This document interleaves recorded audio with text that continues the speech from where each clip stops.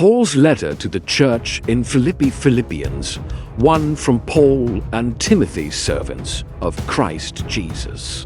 To all of God's people who belong to Christ Jesus at Philippi, and to all of your church officials and officers, I pray that God our Father and the Lord Jesus Christ will be kind to you and will bless you with peace every time I think. Of you I thank my God, and whenever I mention you in my prayers it makes me happy. This is because you have taken part with me in spreading the good news from the first day. You heard about it. God is the one who began this good work in you, and I am certain that He won't stop. Before it is complete on the day that Christ Jesus returns, you have a special place in my heart. So it is only natural for me to feel the way I do. All of you have helped in the work that God has given me as I defend the good news and tell about it here in jail. God Himself knows how much I want to see you. He knows that I care for you in the same way that Christ Jesus does. I pray that your love will keep on growing and that you will fully know and understand how to make the right choices. Then you will still be pure and innocent when Christ returns, and until that day Jesus Christ will keep you busy doing good deeds that bring glory and praise to God. My dear friends, I want you to know that what has happened to me has helped to spread the good news. The Roman guards and all the others know that I am here in jail because I serve Christ now. Most of the Lord's followers have become brave and are fearlessly telling the message. Some are preaching about Christ because they are jealous and envious of us. Others are preaching because they want to help. They love Christ and know that I am here to defend the good news about Him. But the ones who are jealous of us are not sincere. They just want to cause trouble for me while I am in jail. But that doesn't matter. All that matters is that people are telling about Christ, whether they are sincere or not. That is what makes me glad. I will keep on being glad because I know that your prayers and the help that comes from the Spirit of Christ Jesus will keep me safe. I honestly expect and hope that I will never do anything to be ashamed of, whether I live or die. I always want to be as brave as I am now and bring honor to Christ. If I live, it will be for Christ. And if I die, I will gain even more. I don't know what to choose. I could keep on living and doing something useful. It is a hard choice to make. I want to die and be with Christ, because that would be much better. But I know that all of you still need me. That's why I am sure I will stay on to help you grow and be happy in your faith. Then when I visit you again, you will have good reason to take great pride in Christ Jesus. Because of me, above all else, you must live in a way that brings honor to the good news about Christ. Then whether I visit you or not, I will hear that all of you think alike. I will know that you are working together and that you are struggling side by side to get others to believe the good news. Be brave when you face your enemies. Your courage will show them that they are going to be destroyed, and it will show you that you will be saved. God will make all of this happen, and He has blessed you. Not only do you have faith in Christ, but you suffer for Him. You saw me suffer, and you still hear about my troubles. Now you must suffer in the same way. Philippians. To Christ encourages you, and His love comforts you. God's Spirit unites you, and you are concerned for others. Now make me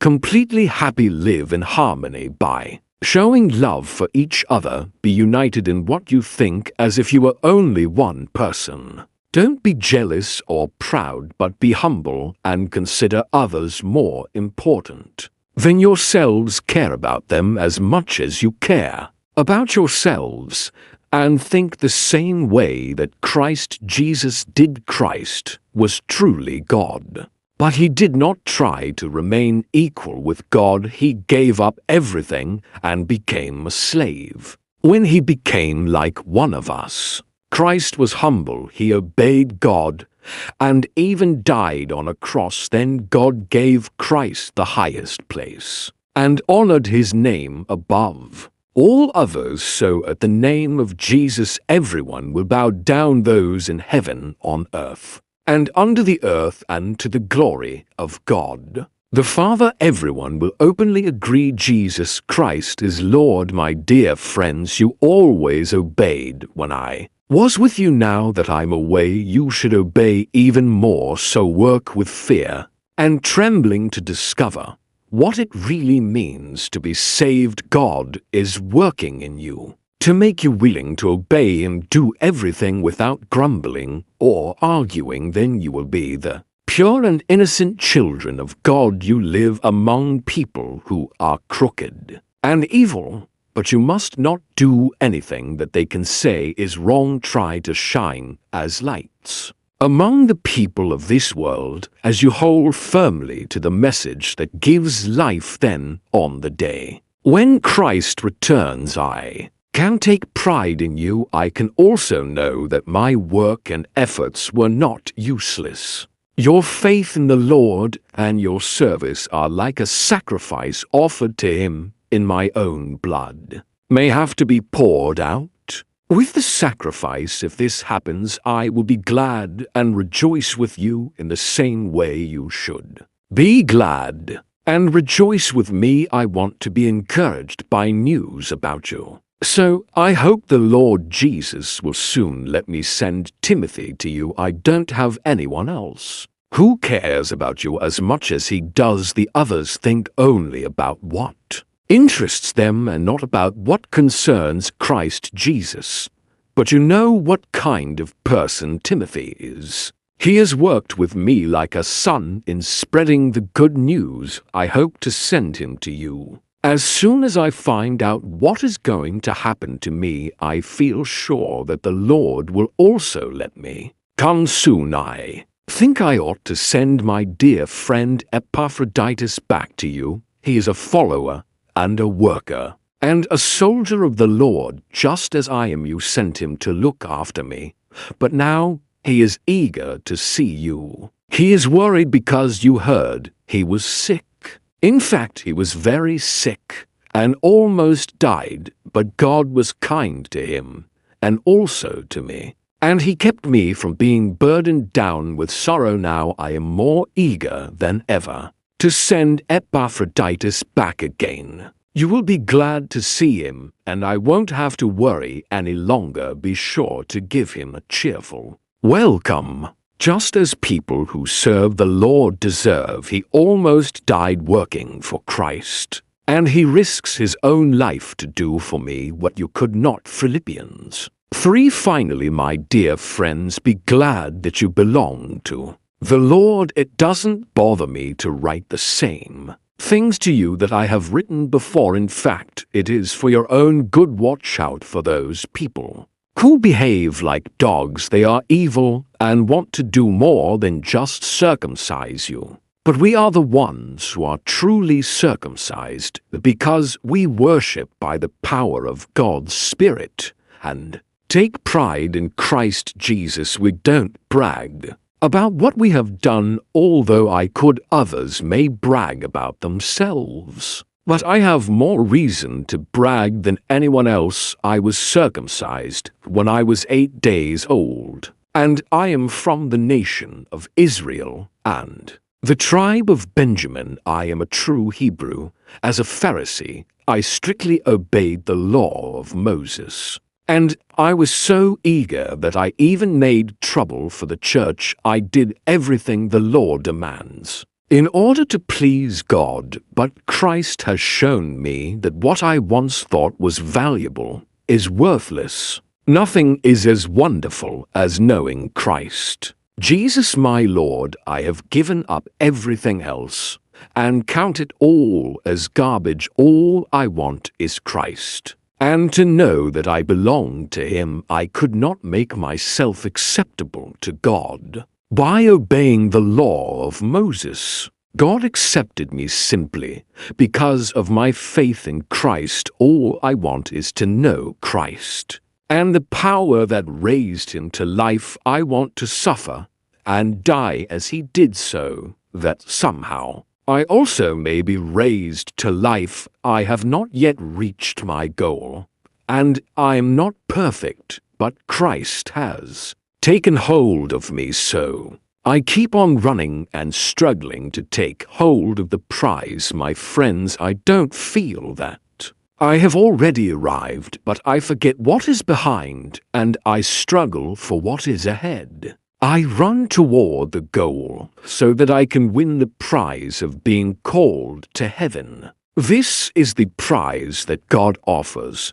because of what Christ Jesus has done. All of us who are mature should think in the same way, and if any of you think differently, God will make it clear to you. But we must keep going in the direction that we are now headed. My friends, I want you to follow my example and learn from others who closely follow the example we set for you. I often warned you that many people are living as enemies of the cross of Christ, and now with tears in my eyes, I warn you again that they are headed for hell. They worship their stomachs and brag about the disgusting things they do. All they can think about are the things of this world, but we are citizens of heaven and are eagerly waiting for our Savior to come from there. Our Lord Jesus Christ has power over everything,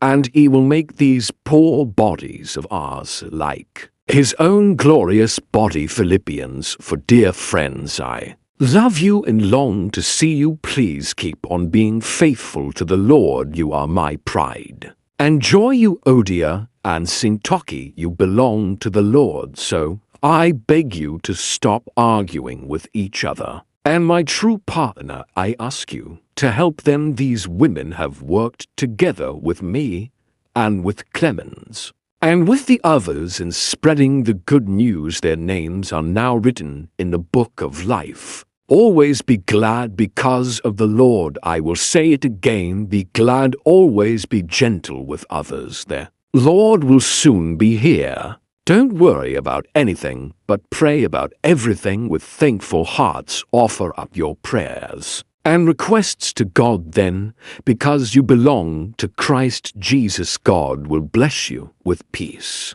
that no one can completely understand, and this peace will control the way you think and feel. Finally, my friends, keep your minds on whatever is true, pure, right, holy, friendly, and proper. Don't ever stop thinking about what is truly worthwhile and worthy of praise. You know the teachings I gave you, and you know what you heard me say and saw me do, so follow my example, and God who gives peace will be with you. The Lord has made me very grateful that at last you have thought about me once again. Actually, you were thinking about me all along, but you didn't have any chance to show it. I am not complaining about having too little. I have learned to be satisfied with whatever I have. I know what it is to be poor or to have plenty, and I have lived under all kinds of conditions.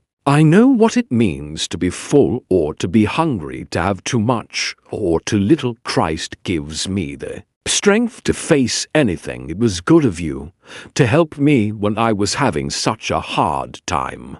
My friends at Philippi, you remember what it was like when I started preaching the good news in Macedonia. After I left there, you were the only church that became my partner by giving blessings and by receiving them in return. Even when I was in Thessalonica, you helped me more than once. I'm not trying to get something from you, but I want you to receive the blessings that come from giving. I have been paid back everything, and With interest, I am completely satisfied with the gifts that you had Epaphroditus bring. Me they are like a sweet-smelling offering, or like the right kind of sacrifice. That pleases God. I pray that God will take care of all your needs with the wonderful blessings that come from Christ Jesus. May God our Father be praised forever and ever. Amen. Give my greetings to all who are God's people because of Christ Jesus.